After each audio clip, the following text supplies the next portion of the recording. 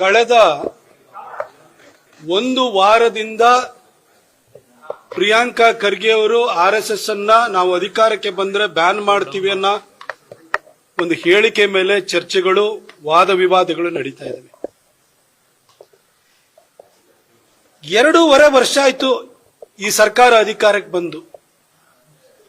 ಪ್ರಿಯಾಂಕಾ ಖರ್ಗೆ ಅವರು ಒಂದು ದಿನವೂ ಕೂಡ ತಮ್ಮ ಇಲಾಖೆ ಬಗ್ಗೆ ಮಾತಾಡಿದ್ದೇ ಇಲ್ಲ. ತಾವು ಮಾಡಿದಂತ ಸಾಧನೆ ಬಗ್ಗೆ ಹೇಳ್ಕೊಂಡಿದ್ದೇ ಇಲ್ಲ. ವರ್ಷದಲ್ಲಿ 100 ಸಾರಿ ಪತ್ರಿಕಾಗೋಷ್ಠಿಯನ್ನು ಕರೀಲಿ ಅಥವಾ ಮಾಧ್ಯಮದವರಿಗೆ ಕೈಗೆ ಸಿಕ್ಲಿ, ಬಿಜೆಪಿಯನ್ನ ಬೈಯುವಂಥದ್ದು, ಬಿಜೆಪಿ ದಲಿತ ವಿರೋಧಿ ಅಂತ ಹೇಳೋದು, ಬಿಜೆಪಿ ಸಂವಿಧಾನ ವಿರೋಧಿ ಅಂತ ಹೇಳೋದು, ಅಂಬೇಡ್ಕರ್ ಹೆಸರನ್ನು ಹೇಳಿಕೊಂಡು ಬಿಜೆಪಿಯನ್ನ ಹೀಗಳೆಯುವಂಥದ್ದು, RSS ಬಗ್ಗೆ ಅವಾಚ್ಯ ಶಬ್ದಗಳಿಂದ ನಿಲ್ಲಿಸುವಂಥದ್ದು. ಇದು ಬಿಟ್ರೆ ಇನ್ನೇನು ಕೂಡ ಅವರ ಬಾಯಿಂದ ಹೊರಗಡೆ ಬರಲ್ಲ. ಈ ರೋಗ, ಈ ವ್ಯಾಧಿ ಪ್ರಿಯಾಂಕಾ ಖರ್ಗೆ, ಆ ಕಲಘಟಗಿಯ ಲಾಡು, ಇನ್ನು ಆ ಚಿಕ್ಕಬಳ್ಳಾಪುರದಲ್ಲಿ ಇನ್ನೊಬ್ಬ ಉಳಿಡ್ತಾ ಇರ್ತಾನೆ ಯಾವಾಗ್ಲೂ, ಇವರಿಂದ ಸದಾ ಬರ್ತಾನೆ ಇರುತ್ತೆ. ಆದರೆ ನಾನು ಪ್ರಿಯಾಂಕಾ ಖರ್ಗೆ ಅವರಿಗೆ ನಾನು ಕೇಳಲಿಕ್ಕೆ ಬಯಸ್ತೇನೆ, ಪ್ರಿಯಾಂಕಾ ಖರ್ಗೆ ಅವರೇ, ನಿಮಗೆ ಏನಾಗಿದೆ? ITBT ಅಂತ ಖಾತೆನ ಕೊಟ್ಟಿದ್ರು ಕೂಡ ನಿಮ್ಮ ಖಾತೆನ ಹೊರತಾಗಿ ಬೇರೆದನ್ನೇ ಮಾತಾಡ್ತಿರ್ತಿರಲ್ಲ, ಏನಾಗಿದೆ ಸರ್ ನಿಮಗೆ? ಆ ಸದನದಲ್ಲಿ ಅಧಿವೇಶನ ನಡೀತಾ ಇತ್ತು ಅಂತಂದ್ರೆ ಡಾಕ್ಟರ್ ಅಶ್ವಥ್ ನಾರಾಯಣ ಅವರು ಹೇಳಿದಾಗೆ ನೀವು ಪ್ರತಿಯೊಬ್ರು ಮಾತಾಡಕ್ಕೆ ಎದ್ದಾಗ್ಲೂ ಕೂಡ ಮಧ್ಯದಲ್ಲಿ ಬಾಯಿ ಹಾಕಿ ಪೈಲ್ಸ್ ಪ್ರಿಯಾಂಕಾ ಆಗೋಗ್ಬಿಡ್ತೀರಿ. ಅಧಿವೇಶನ ಮುಗಿದಾದ ನಂತರ ಪ್ರತಿನಿತ್ಯನೂ ಕೂಡ ಬೊಬ್ಬೆ ಹೊಡಿತಾ ಕೂಗುಮಾರಿ ಪ್ರಿಯಾಂಕಾ ಆಗ್ಬಿಡ್ತೀರಿ, ಕೂಗುಮಾರಿ ಖರ್ಗೆ ಆಗೋಗ್ಬಿಡ್ತೀರಿ. ನೀವು ಸದನದೊಳಗಡೆ ಪೈಲ್ಸ್ ಪ್ರಿಯಾಂಕಾ, ಹೊರಗಡೆ ಬಂದ್ರೆ ಕೂಗುಮಾರಿ ಖರ್ಗೆ ಆಗ್ತೀರಿ. ಯಾಕೆ ಸರ್? ಸರ್ ಏನ್ ಸರ್ ನೀವು RSS ಅನ್ನ ಬ್ಯಾನ್ ಮಾಡ್ತೀರಿ ಅಂತ? ಸರ್, ನೀವು ಯಾರ ಮಗಳ ಹೆಸರಿಟ್ಕೊಂಡಿದ್ದೀರಲ್ಲ, ಆ ರಾಜೀವ್ ಗಾಂಧಿನೂ ಕೂಡ ಈ ದೇಶವನ್ನು ಆಳಿದ್ರು, ಅವ್ರ ಕೈಲೂ ಬ್ಯಾನ್ ಮಾಡಕ್ಕಾಗ್ಲಿಲ್ಲ. ಆ ರಾಜೀವ್ ಗಾಂಧಿಯನ್ನ ಹೆತ್ತಂತಹ ಇಂದಿರಾ ಗಾಂಧಿ 16 ವರ್ಷ ದೇಶ ಆಳಿದ್ರು, ಅವರು ಬ್ಯಾನ್ ಮಾಡಿದ್ರು. ಆದ್ರೆ ಅಧಿಕಾರವನ್ನೇ ಕಳ್ಕೊಳ್ಬೇಕಾಗಿ ಬಂತು. RSS ಮಾತ್ರ ನಿರಂತರವಾಗಿ ತನ್ನ ಸಮಾಜ ಸೇವೆಯನ್ನು ಮುಂದುವರಿಸ್ತಾ ಹೋಯಿತು. ಆ ಇಂದಿರಾ ಗಾಂಧಿಗೆ ಜನ್ಮ ಕೊಟ್ಟಂತಹ ನೆಹರು ಕೂಡ ದೇಶವನ್ನು 17 ವರ್ಷ ಆಳಿದ್ರು. ಅವರು ಕೂಡ ಒಂದ್ಸರಿ ಬ್ಯಾನ್ ಮಾಡಿ ಕೊನೆಗೆ ಆ ಬ್ಯಾನ್ ಅನ್ನು ವಾಪಸ್ ತೆಗೆದುಕೊಳ್ಬೇಕಾದಂತ ಅನಿವಾರ್ಯ ಸ್ಥಿತಿ. 1962 ಚೀನಾ ಯುದ್ಧದ ನಂತರ RSS ನ ಸೇವೆಯನ್ನು ನೋಡಿ ಶ್ಲಾಘನೆ ಮಾಡಬೇಕಾದಂತ ಅನಿವಾರ್ಯತೆ ಬಂತು. ನೀವು ಹಾಗಿರುವಾಗ ನೆಹರು ಅವರ ಮರಿಮಗಳ ಹೆಸರನ್ನ ಇಟ್ಕೊಂಡಿರುವಂತ ನೀವೇನ್ ಸರ್ ಮಾಡ್ತೀರಿ? ನೀವು ನಿಮ್ಮ ಹೆಸರಲ್ಲೂ ಸ್ವಂತತೆ ಇಲ್ಲ. ಆ ಖರ್ಗೆ ಅನ್ನೋದು ನಿಮ್ ತಂದೆಯಿಂದ ಬಂದಿರುವಂತ ಬಳುವಳಿ. ನಿಮ್ದು ಅಂತ ಏನಿದೆ ಸರ್? ಏನ್ ಸಾಧನೆ ಇದೆ ಸರ್? ಹೆಸರಲ್ಲೂ ಸ್ವಂತತೆ ಇಲ್ಲ, ಹೇಳಿಕೊಳ್ಳುವಂತ ಸಾಧನೆ ಇಲ್ಲ, ಒಳ್ಳೆ ವರ್ತನೆನೂ ಕೂಡ ಇಲ್ವಲ್ಲ ಸರ್ ನೀವು?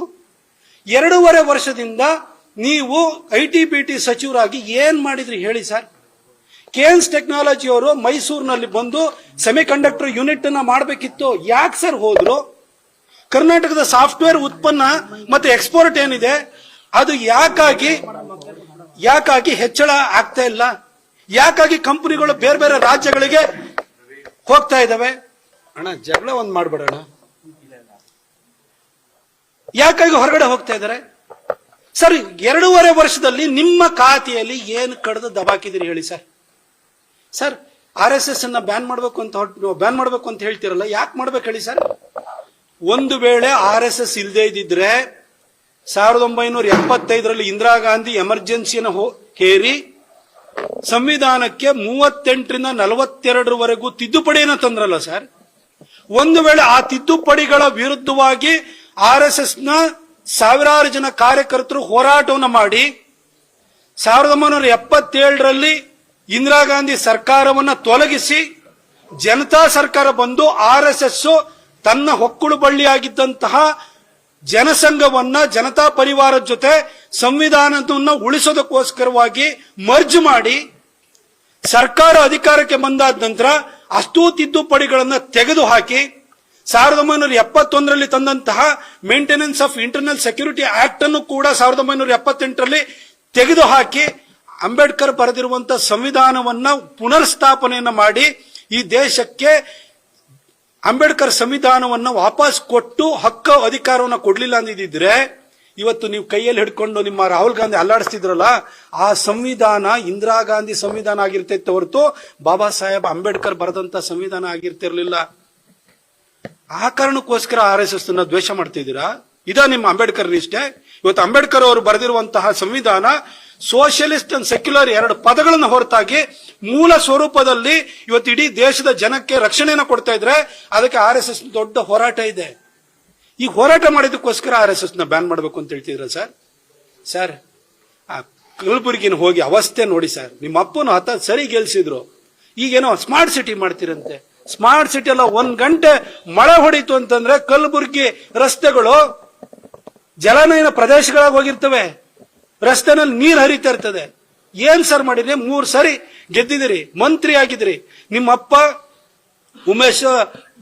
ಉಮೇಶ್ ಜಾಧವ್ ಇರ್ಬೋದು, ಕಮರುಲ್ಲಾ ಇಸ್ಲಾಂ ಇರ್ಬೋದು, ದೊಡ್ಡ ದೊಡ್ಡ ನಾಯಕರನ್ನೆಲ್ಲ ಬಲಿ ಕೊಟ್ಟು ಅವರ ಮುಖ್ಯಮಂತ್ರಿ ಆಸೆನೂ ಕೂಡ ಬಲಿ ಕೊಟ್ಟು ನಿಮ್ಮನ್ನ ಮಂತ್ರಿ ಮಾಡಿದ್ರು. ನೀವೇನ್ರಿ ಸರ್ ಮಾಡಿದ್ರಿ? ಪ್ರತಿನಿತ್ಯ ಮಾತಾಡ್ತಿರಲ್ಲ ಸರ್.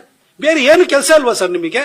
ನಿಮ್ ಇಲಾಖೆ ಬಗ್ಗೆ ಒಂದಿನ ಮಾತಾಡಿ ಸರ್. ನೀವು ಏನ್ ಮೋದಿ ಬಗ್ಗೆ, ಮೋದಿ RSS ಒಂದಿನ ಮಾತಾಡ್ತಿರ್ತೀರಿ.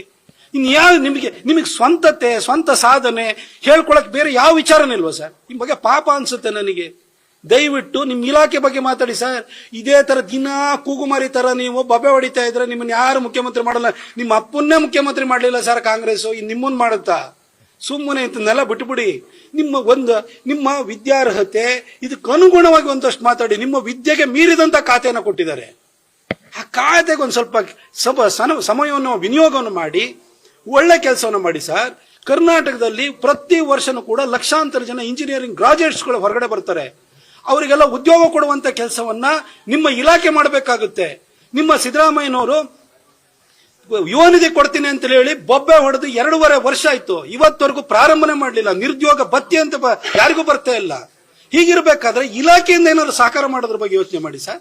ಪ್ರತಿನಿತ್ಯ RSS ಬೈಯೋದ್ರಿಂದ ನಿಮ್ಗೇನಾದ್ರು ಅಧಿಕಾರ ಬರುತ್ತೆ ಅಂತಂದ್ರೆ ಹಿಂದೆ ಅಲ್ಲಿ ಮೇಲ್ಗಡೆ ಮಣಿಶಂಕರ್ ಅಯ್ಯರು ಇಂಥವ್ರೆಲ್ಲರ ಕತೆ ಏನಾಗಿದೆ ಅಂತ ನೋಡಿ. ನಿಮ್ ಕತೆನೂ ಅದೇ ಆಗುತ್ತೆ.